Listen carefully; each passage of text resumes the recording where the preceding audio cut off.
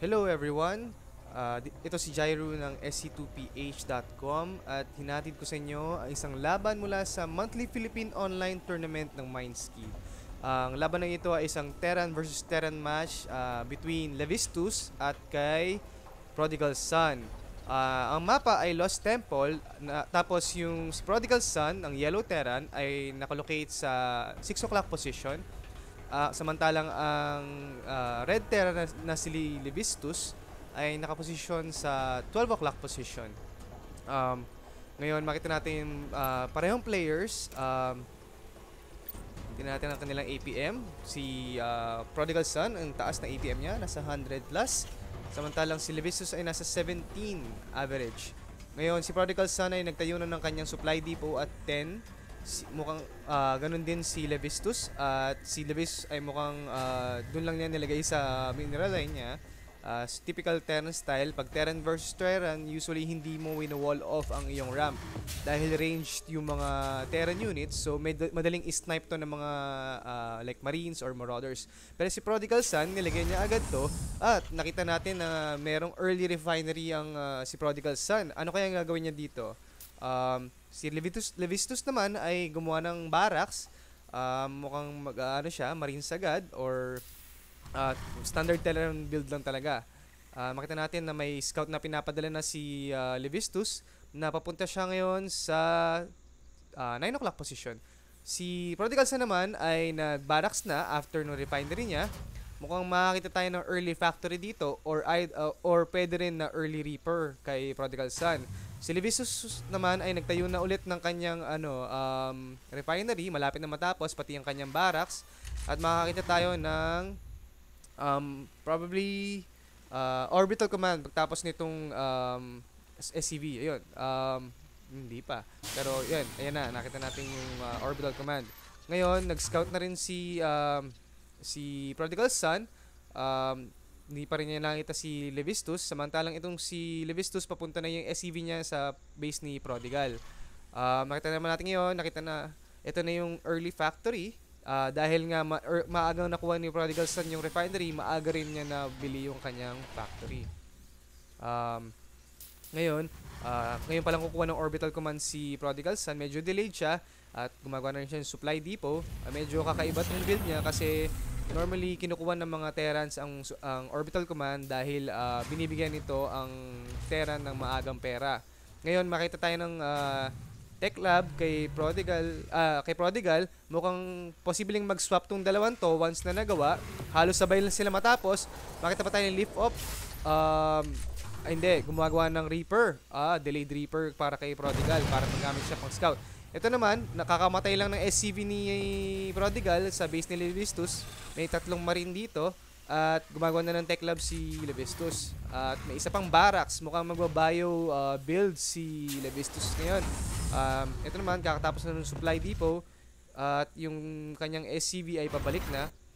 At may helio na pinapadala papunta sa base ni Levistus. At ngayon ay gumagawa na ng factory si Levistus. At yung pangalawang barracks ni Levistus ay may Tech Lab ulit. Mukhang Marauder push, Marine Marauder.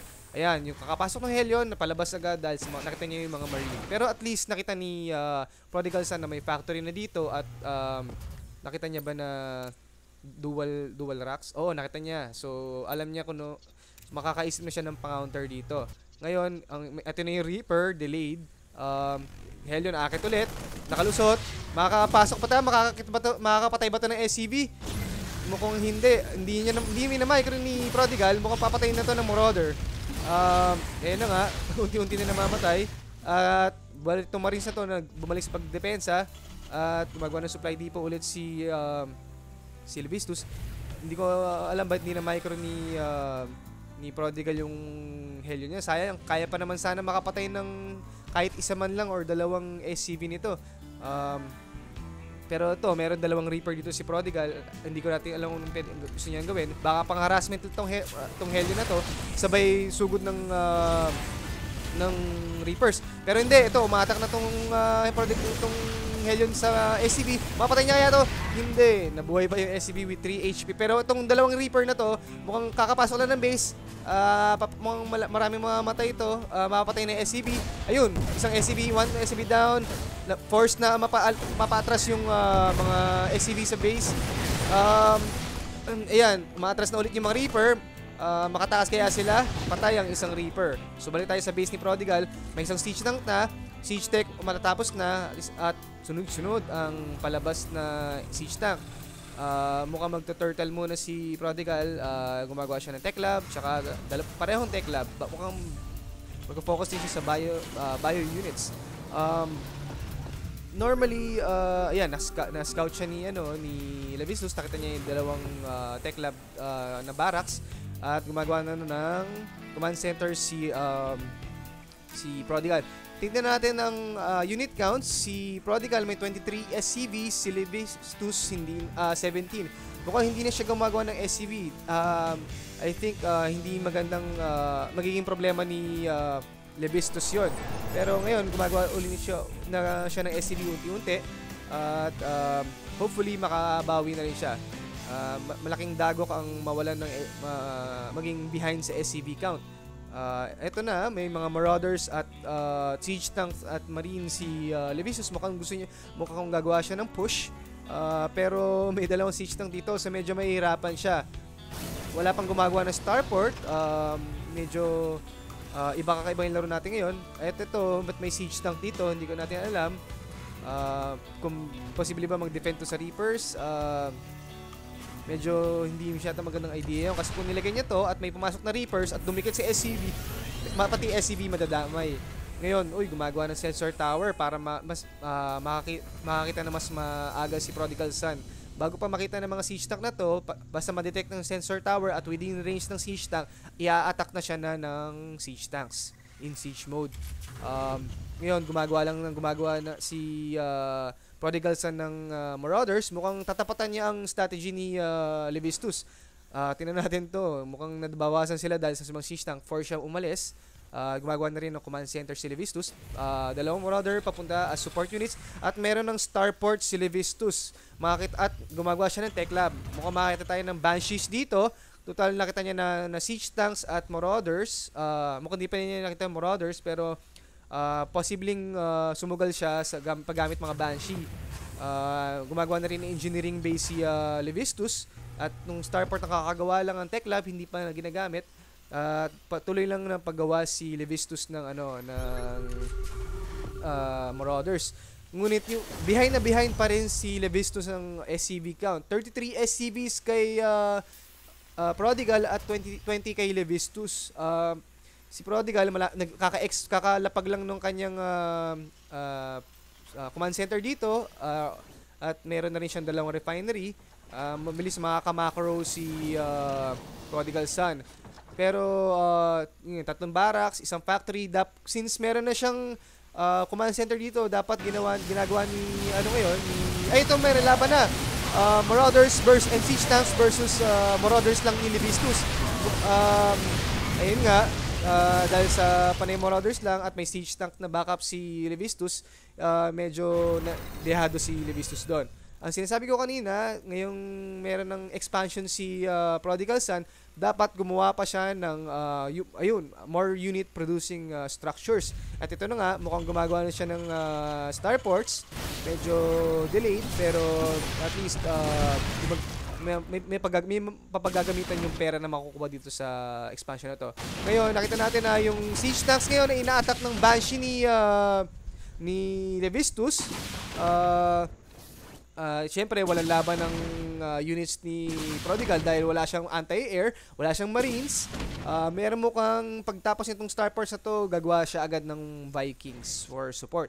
Ngayon, may tatlong Marauder na papunta sa base ni Levistus. Ano kayang gagawin ng mga ito? Mukhang mag-aharas siya. Pero itong Marauder na to, konti na lang buhay. Nagtatago lang muna siya dito. Minamassacre ng Banshee na to yung mga Marauders. Kakapatay lang na isa. Pero nakakatakas naman itong dalawang siege tanks na to. Ngayon, may nakatenggang siege tank dito. Hindi ko alam ginagawa. At ito, may tatlong marines na posibleng gamitin pang counter sa Banshee. At ngayon, gumagawa na ng Viking si Prodigal, pero to hindi niya ginagamit. Dapat ginamit niya to para sabay ng gumawa ng Viking. Nakagawa na ng Viking si Prodigal. At continuous pa rin ang SCV count, 22 kay Levistus, 39 kay Prodigal. Sobrang konti ng SCV ni Levistus. Dapat gumawa pa siya ng marami dahil magiging left, maiiwan na siya ni Prodigal Son sa economy. Kung titingnan natin ang income tab, ang laki ng gap, almost 500 minerals per minute ang gap, at pati almost double na rin sa gas. Medyo dihado si Levistus dito kasi kung gawa ng sa dami ng pera ng Prodigal, makakagawa siya ng makakagawa ng units. At si Levistus man, may pera man siya, hindi siya makakagawa ng ganung kadami. At ngayon, may makita tayo ng Marine, Siege Tank, Marauder, and Banshee units. Nilalabas siya sa base ni Levistus. I wonder kung magpupush siya dito. Medyo hindi advisable. Pero ito ngayon si Prodigal, pinapasabog niya yung rocks. Ngayon, sumabog na. Kukuha na ng second expansion tong si Prodigal dito sa gold mineral patches. Ngayon, ito, may mga Marauders na, Siege Tanks at Vikings si Prodigal. May scan na nagawa, nakita ni Levistus ito, pero hindi niya nakita yung dalawang starport ni Prodigal. Ngayon, yung starports ay gumagawa ng Vikings. Ngayon, sa Terran versus Terran, sobrang crucial ang Vikings. Bakit? Dahil pag may Vikings ka at may Siege Tanks ka, yung Siege Tanks mo kasi ang laki ng range pero limited ang vision. Ngayon magiging ang Vikings, ang CB nila ay parang spotter ng Siege Tanks. Kasi sila yung magiging mauuna para makakuha ng more expanded field of vision para kung ano yung nakita ng Vikings ay posibleng atakin ng Siege Tanks. Ngayon may nakuha akong chat. Sandali lang po. Ayan. So, ang nangyayari sa base, may 4 Vikings. Patuloy ng paggawa ng Vikings si Prodigal. Ayan. Pero sobrang daming pera ni Prodigal, kaya niya pa mag-afford gumawa ng isa pang barracks or factory para makapag-produce ng extra units like Hellions or Marines or Marauders. Ngayon, ito na. Nakita na ni Prodigal, may pasugod. At yun na nga. Umatang na itong Vikings. Pinapatay na ng Vikings ni Prodigal yung Vikings. Pero may mga Marines si... ayan na, nag-siege tank na si Prodigal. Mukhang hinila ni Prodigal yung units ni Levistus paatras. At ngayon, naubos ang units dahil sa siege tanks at Marauders. Bumaba na itong mga Vikings ni Prodigal dahil wala ng aerial units, pero nag-siege na ulit. Itong mga ito yung sinasabi ko, nagiging spotter yung Vikings para sa mga ground units ni Prodigal. At yun nga, dahil sa Vikings, nakita niyo yung mga Marauders yung siege tank sa ibabaw at napatay na ito kaagad. Ngayon, ito na, Viking versus Viking war. Talo syempre dahil ang daming Vikings ni Prodigal. Ngayon, patuloy na sa pagkatak si Prodigal. Nag-siege mode na yung mga units. At ayun na yung GG kay Levistus. Ngayon, ito yung isa sa mga games ulit ng MPOT. I hope tangkilikin natin ang MPOT dahil ito ay sarili nga atin. Kumbaga, tournament na Panay Pilipino ang kasali. At who knows, malay mo makakuha tayo dito makita natin dito yung mga posibleng maging pro players in the future sa StarCraft 2. Ngayon, ito ulit yung game between Terran versus Terran game between Prodigal Son and Levistus. At ako ulit yung inyong host, si Jairu. And don't forget to go to sc2ph.com, isang blog about StarCraft 2. At susunod ulit.